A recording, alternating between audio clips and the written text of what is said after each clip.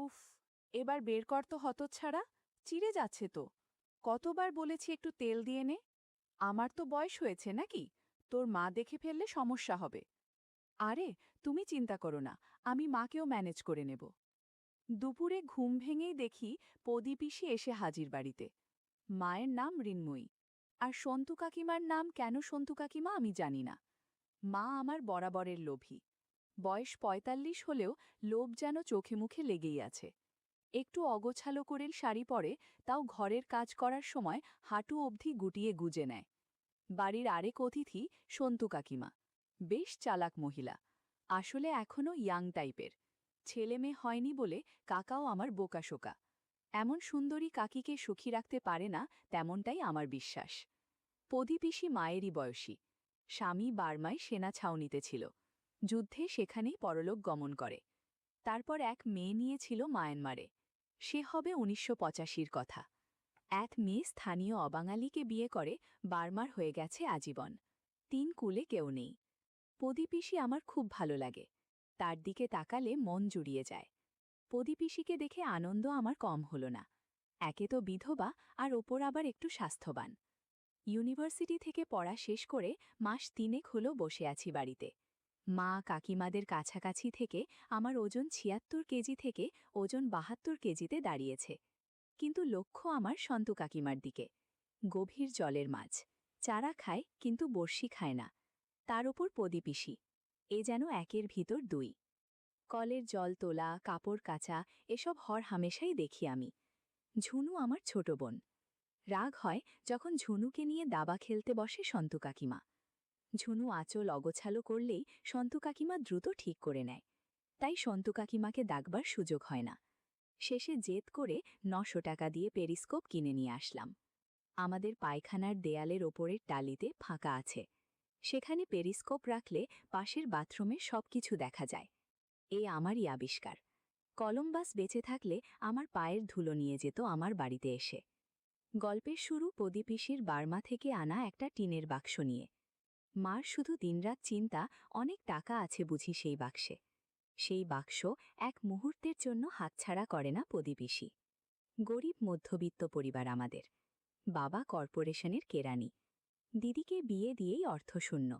সংসারে তাই খিটিরমিটির লেগেই থাকত।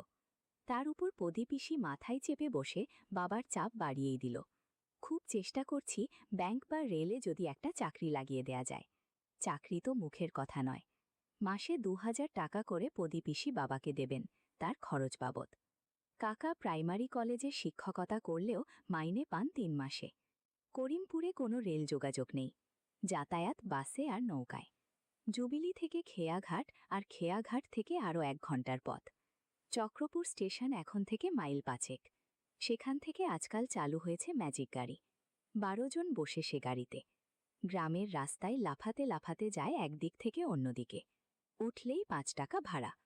মোবাইলের টাওয়ার আসে গ্রামে ঠিক দুর্গাপূজার মতো। কালে ভদ্রে মাসে ২-১ দিন। তবু অ্যান্টেনা খাটিয়ে পাওয়া যায় যদি মোবাইলের সেট ভালো হয়। আমার কার্যকলাপ শুরু হলো তখনই যখন একাধারে পদী-পিসি আর সন্তু কাকিমা জ্বরে কাবু। বর্ষার এই সময় রোগ যারা চেপে বসে। পদী-পিসির জ্বর হলেও সন্তু কাকিমা পড়লেন নিউমোনিয়াতে। বন্ধুরা, এইসব গল্পে তেল মালিশের অনেক গল্প আছে, কিন্তু আমারটা তাদের সাথে মিল খায় না। কারণ মা কোনোদিন আমাকে বলবে না সন্তু কাকিমাকে তেল মালিশ করে দিতে। আমি ওষুধপালা নিয়ে দৌড়াদৌড়ি শুরু করলাম। কেননা ছেলে বলতে বাড়িতে আমি একা আছি। বুকে সর্দি জমে পদী-পিসির যায় যায় অবস্থা। মা সন্তু কাকিমাকে আর পদী-পিসিকে যত্ন আত্তি করতে লাগল। আমার ভার পড়ল শুধু খাবার খাওয়ানোর। পদী-পিসিকে বাড়লি আর সন্তু কাকিমাকে মাছের স্যুপ। তারই সুবাদে আমার মনের আকাঙ্ক্ষিত সব চিন্তা উঠল নানান অভিজ্ঞতায়।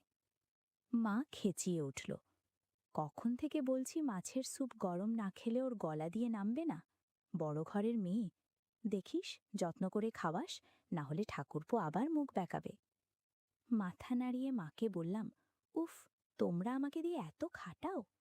আমায় শুনিয়েই মা বলল, ওহ, তোর গোতর নড়ে না, সকাল থেকে মুখের রক্ত উঠে গেল আমার, সেটা তুই দেখতে পাচ্ছিস নে? দীপক সামন্ত কি আমার জন্যে কেনা বান্দি রেখে গেছে? ওই দেখো, ওদিকে পিসির বার্লি না উবলে যায়, যাও বাবা যা। গরম স্যুপ হাতে নিয়ে বললাম, কই চামচ দিলে না, খাওয়াবো কি করে? মা বলল, টেবিলে রেখে এসেছি। সন্ত কাকিমার ঘরে ঢুকলাম।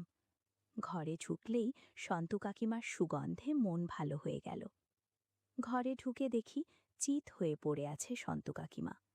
চেয়ে আছে, কিন্তু এতটাই দুর্বল যে সে চাওয়ায় প্রতিক্রিয়া নেই। রোজ মাছের স্যুপ খাওয়াতে হবে 1 মাস। জ্বর চলে গেলেও একই অবস্থা পদিপিসি আর সন্তু কাকিমার, যদিও সন্তু কাকিমার এখনও গায়ে 101 জ্বর। সন্তু কাকিমার মাথার কাছে দাঁড়িয়ে বললাম, আরে কই, ওঠো ওঠো ওঠো। নড়বার যার ক্ষমতা নেই সে উঠবে কি করে? সামান্য সাপোর্ট দিয়ে ঠেলে তুললাম বিছানা থেকে। এই সুযোগে কিছু একটা করে বসলাম আর বললাম, নাও আমি চামচে করে দিচ্ছি, পটাপট স্যুপ খেয়ে নাও। কানে কানে বললাম, পদিপিসি লাইনে দাঁড়িয়ে। একটু হাসবার চেষ্টা করল সন্ত পাকিমা। খাওয়ানোর ছলে ইচ্ছা করে স্যুপ জামায় ফেলতাম, যাতে মোছার সুযোগ পায়। বন্ধুরা, তোমরা বুঝেছ তো কি বলতে চাচ্ছি? পেতামও সে সুযোগ, সময় বিশেষে। যেদিন সুযোগ হতো না সেদিন চেষ্টা করতাম পদিপিসির ওপর আমার যত সব জাদু তন্ত্র মন্ত্র।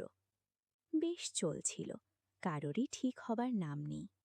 আসলে বাবার সে সামর্থ্য ছিল না যে দামি ডাক্তার, দামি ওষুধ কিনে দুজনের সেবা করবেন। আর আমার কাকুর মাথাও তো প্রখর নয়, ধর্মভীরু মানুষটা পূজা পাঠ করেই কাটিয়ে দিছিল দিন।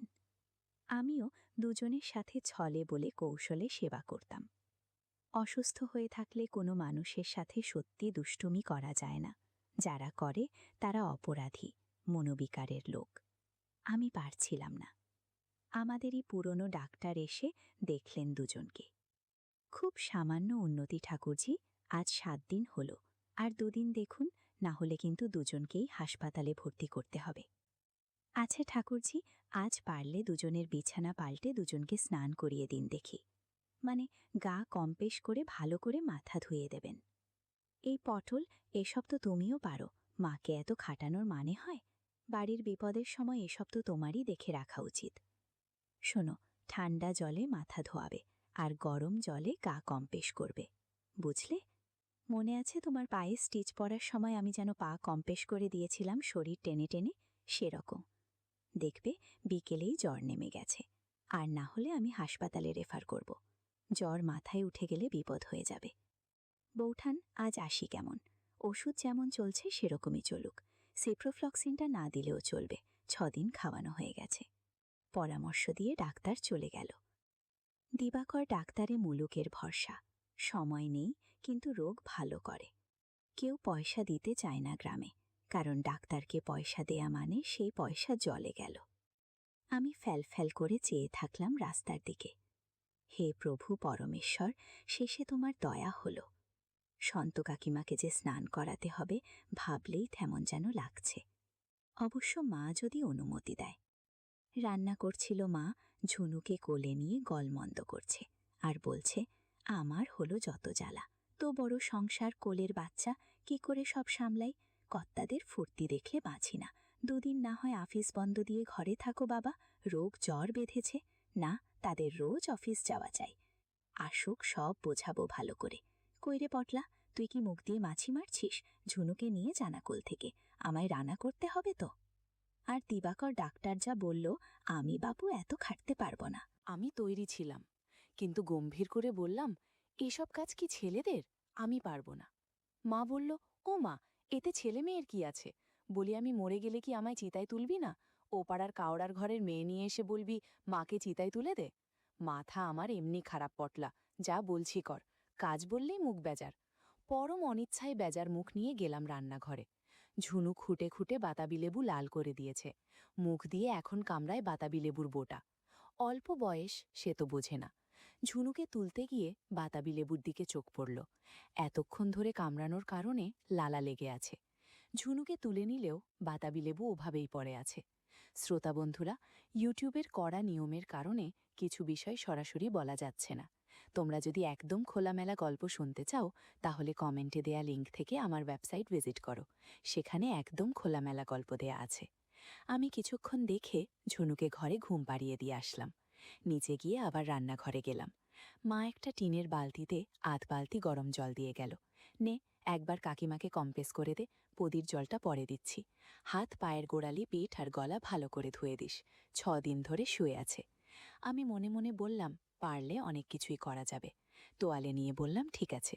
বেশি কথা বাড়িয়ে বিব্রত হওয়ার কোনো মানেই হয় না। সন্তু কাকিমার খাটের সামনে গরম জল নিয়ে রাখলাম, যাতে সুবিধা হয়। দেখলাম ঘুমোচ্ছে, হালকা জ্বর গায়ে। কি গো, না ওঠো, আমি গাটা গরম জলে কম্প্রেস করে দিই। ডাক্তার বলেছে না হলে জ্বর কমবে না। চোখ খুলো সন্তু কাকিমা। জড়ানো গলায় বলল, তোর মা কোথায়? আমি বললাম, মার সময় নেই, রান্না করছে, ঝুনুকে দেখতে হচ্ছে। মা পারবে না, তাই আমি এসেছি। কাকিমা বলল, দে, আমি নিজেই করে নিচ্ছি। কাকি খুব শেয়ানা। আমিও নাছোড়বান্দা। মনে মনে ভাবলাম, তোমার উঠবার ক্ষমতা নেই। তবুও কোনো রকমে উঠলেন বিছানা থেকে। দুপা নামিয়ে কাপড়টা একটু ঠিক করে আঁচল ঠেকে উঠে দাঁড়াতে গিয়ে দুর্বলতায় তাল খেয়ে মুখ থুবড়ে পড়তে যাচ্ছিল। যদিও আমি পিছনে দাঁড়িয়েছিলাম। কোনো রকমে হাত ধরে মাছিড়ে দিলাম। একটু বকুনির সুরে বললাম, শোনো, ঠিক হয়ে গেলে যা ইচ্ছা করো। যতদিন ঠিক না হচ্ছ, যা বলছি করে যাও, বুঝলে? আমাকে পদিপিসিকেও স্নান করতে হবে। মনে মনে বুঝে গেলেন যে আমার সাহায্য ছাড়া গা কম্প্রেস করা তার দ্বারা হবে না। দুর্বলতায় মাথা টাল খাচ্ছে। আমিও বললাম, তুমি বসো তো চুপ করে, আমায় আমার কাজ করতে দাও, না হলে মাকে বলবো তুমি করতে দিচ্ছ না। কাকিমা খাঁচায় হাত দিয়ে ধরে বসে কোকাতে লাগলো দুর্বলতায়। তোয়ালে গরম জলে ভিজিয়ে প্রথমে পা দুটো ভালো করে কম্প্রেস করলাম। বললাম, এই যে হাঁটু অবধি ফ্রি গুটিয়ে নাও দেখি। কাকিমাও যেন বাধ্য মেয়ের মতো শাড়ি গুটিয়ে নিল। তোয়ালের গরম ভাপের জন্য আরাম লাগছিল কাকিমার। কাকিমার পা দেখে খুব ভালো লাগলো, একদম মসৃণ পা। খেয়াল 2 হাত দিয়ে শাড়ি চেপে রেখেছে কাকিমা। যাই হোক, তবুও সুযোগ আসবে, আমিও ছাড়ব না আজ। বেশি কিছু বললে মাকে ডাকব। বলতে না বলতেই মা এসে হাজির। আমিও সুযোগ বুঝে বললাম, দেখো না মা, কাকিমা ভালো করে সেবা করতে দিচ্ছে না। মার আগের মাথায় কয়েকটা কথা শুনিয়ে দিল। অমনি কাকিকা একটু ইতস্তত হয়ে বলল, যা করার কর। আমি তোয়ালে ভালোভাবে গরম পানিতে ধুয়ে কাকিমার হাত পা মুছে দিলাম। মাঝে মাঝে গাছের কাতবেলটাও চোখে বাজছিল। ইস, কি সুন্দর আর টাটকা দেখতে হয়েছে। যেভাবেই হোক, এটা আমার চাই চাই। একটু পর আমি মাকে ডাকে বললাম, আমি স্নান করতে যাচ্ছি। এই বলে চলে গেলাম কলঘরে। কিছুক্ষণ টানাটানি করে স্নান সেরে বেরিয়ে এলাম। মা বলল, বাবা, একবার দেখে আয় না ঝুনু উঠে পড়ল কিনা। তারপর পদিপিসিকে স্নান করিয়ে তুই দুপুরের খাবার খেয়ে নে। ওদের খাওয়ালেই তোকে খেবে দেব। ততক্ষণে আমি ঠাকুর সেবা দিয়ে নেব ততক্ষণ। দেখে আসলাম ঝুনু তখন ঘুমাচ্ছে উপরের ঘরে। নিচের দুটো ঘর কাকিমাদের, আমাদের উপরের দুটো ঘর। কিন্তু একটু আওয়াজ করলে উঠে পড়বে। মাকে বললাম, ঝুনু ঘুমাচ্ছে, কিন্তু উঠে যাবার সময় হয়ে এসছে। মা বলল, ঠিক আছে, যা তুই পদিপিসিকে দেখ গিয়ে। আমি দুজনের ঘরে খাবার দিয়ে দেব ঠাকুর সেবা দিয়ে। আমার আনন্দে যেন আত্মহারা হবার দশা। পদিপিসি বড়ই বাধ্য টাইপের, অন্তত সন্তু কাকিমার মতন গায়। আসলে রাগ ঢাক নেই, যখন যা করতে বলা হয় তখন বিনা দ্বিধায় সেটাই করে, যেটা আমার সবচেয়ে বেশি ভালো লাগে। কোনো কিছু না ভেবেই ভুলে গেলাম পদিপিসির ঘরে। মার কথা মনে পড়ল। পদিপিসির বর্মি বাক্স খুলে দেখতে হবে কি আছে। ভালো করে দেখলাম পদিপিসিকে, এক্কেবারে ঘুমিয়ে আছে। চুপি সারে গিয়ে বর্মি বাক্সের কাছে গেলাম। রান্নাঘরের পাশেই পদিপিসির একটা আলাদা ঘর। সেটা আমাদের ঘরের সাথে নয়, পদিপিসি সেখানেই ঘুমায়। বাবা একটু মেরামত করে দিয়েছে। ঘর বিশেষ সুবিধার নয়, তবে পদিপিসি তাতেই বেশি স্বাচ্ছন্দ্য, একা থাকতেই বেশি ভালোবাসে। লজ্জা করে মিথ্যে বলবো না, পদিপিসি আসার পর থেকে আমার মন আবার ভাগ হয়ে গিয়েছিল পদিপিসি আর সন্তু কাকিমার ওপর। আজ পদিপিসির পালা। তার আগে খুললাম পদিপিসির বর্মি বাক্স। এখনো কেউ ওই বাক্সে হাত দেবার সাহস পর্যন্ত পাইনি। খুলে দেখি, ভিতরে কিছুই নেই, জামা কাপড় ছাড়া। কিন্তু ওটা কি? আরেকটা গয়নার বাক্স। সেটা একটা বেশ ভারী মাপের পিতলের তালা দিয়ে বন্ধ রাখা। রূপোর হুকো পিসে মশাইয়ের হবে। আর কিছু টাকা ভরা একটা মান্ধাতা আমলের টাকার থলে। নোটগুলো চলে না, খাতার ডিস্তের মতো বড় বড় 100 টাকার কালো নোট। তেমন কিছু দেখতে না পেয়ে বক্সটা বন্ধ করে এগিয়ে আসলাম পদিপিসির দিকে। ও পিসি, ডিসি, আরে উঠে পড়ো, ডাক্তার বলল গা হাত পা কম্প্রেস না করলে শরীর আরও খারাপ করবে, এরপর হাসপাতালে যেতে হবে। চোখ চেয়ে দেখল আর বলল, বাবা, আমার দম নেই, তুই যা করবার করে দে না সোনা। কথাটা শুনে খুব ভালো লাগলো। আমি বললাম, বেশ, তুমি ঘুমাও, আমি যা করার করে দিচ্ছি। মা তোমার ঘরে শাড়ি জামা কাপড় রেডি করে গেছে, আমি মাথা ধুয়ে দিলে তুমি পরে নিও, কেমন? আমার কথায় সম্মতি জানিয়ে মাথা নাড়ল বদিতিসি। আমি গরম পানিতে তোয়ালে দিয়ে কম্প্রেস করে দিলাম। পিসির শাড়ি অগোছালো হয়ে আছে, সাথে ব্লাউজের কিছু বোতামও কেমন যেন হয়ে আছে। আমি আর চোখে পিসিকে দেখছিলাম আর সেবা করছিলাম। মনে হয় পিসির একটু ভালো লাগছে। শ্রোতা বন্ধুরা, ইউটিউবের কড়া নিয়মের কারণে কিছু বিষয় সরাসরি বলা যাচ্ছে না। তোমরা যদি একদম খোলামেলা গল্প শুনতে চাও, তাহলে কমেন্টে দেয়া লিঙ্ক থেকে আমার ওয়েবসাইট ভিজিট করো। সেখানে একদম খোলামেলা গল্প দেয়া আছে। আমার সেবা করা দেখে বলল, অনেকদিন পর একটু ভালো লাগছে রে পটোলা। সেই যে কবে বিধবা হয়েছি তারপর থেকে একা পড়ে আছি। তুই ভালো করে তেল মাখিয়ে নে, না হলে খসখসা ভাবটা যাবে না। পিসির কথা মতো আমি ঠিক সেভাবেই সেবা যত্ন করলাম। মিনিট ২০ পর স্বাভাবিক হলাম মা এসে পড়ল বলে। যাওয়ার সময় বললাম, পিসি রোজ আসবো এখানে, তবে একটা কাজ করে দিতে হবে। পিসি লজ্জায় আঁচলের ঘোমটা কেটে বলল, যা, দুষ্টু ছেলে কোথাকার। আমি বললাম, দুষ্টু? হ্যাঁ, তাই তো দেখলাম। তুমি আর চোখে দেখছিলে পুরোটা গেছে কিনা। বেশি লজ্জা পেয়ে বলল, চুপ কর ছোকরা, এখন বল কি সাহায্য করতে হবে। আমি বললাম, শোনো না, কিছু জোগাড় লাগলো, সন্তু কাকিমাকে যদি ম্যানেজ করে দেয়া যায় তাহলে ভালোই হতো। বেশি বলল, সে আমি তোর ছোকছোকানি দেখেই বুঝেছি, দাঁড়া, তোর বাবা আসুক। আমি বললাম, ওরকম করছো কেন? মা আসবে বলে না তাড়াতাড়ি করতে হলো। বেশি বলল, এই যা তো। আমি বললাম, দেখো যাচ্ছি, তুমি বুদ্ধি বার করো। এমন সময় মা চেঁচালো। আমি বললাম, এই তো আসছি, তুমি দুজনকে খাবার দাও, আমি খাইয়ে নিজে খাবো। আমি দৌড়ে গেলাম মায়ের কাছে। যেতেই জিজ্ঞাসা করলো, হ্যাঁ রে, কি দেখলি বাক্সে?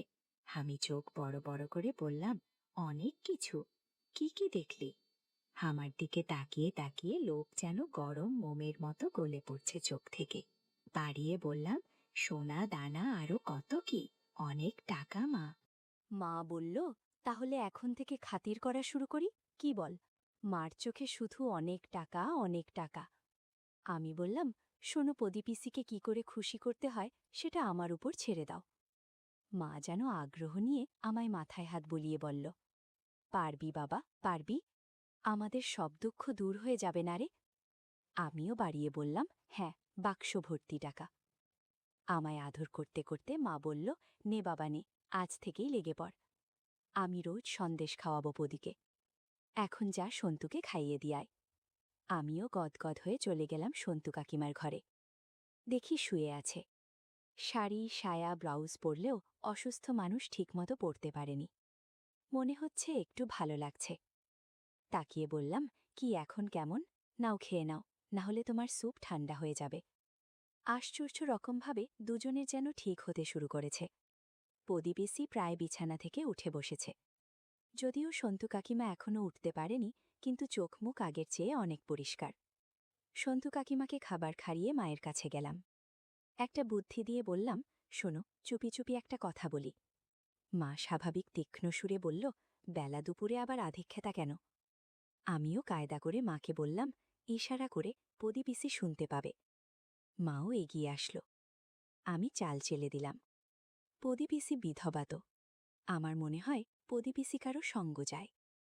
মা জিজ্ঞাসা করল, তুই কি করে জানলি? আমি বললাম, আমি কি আগের মতো ছোট আছি?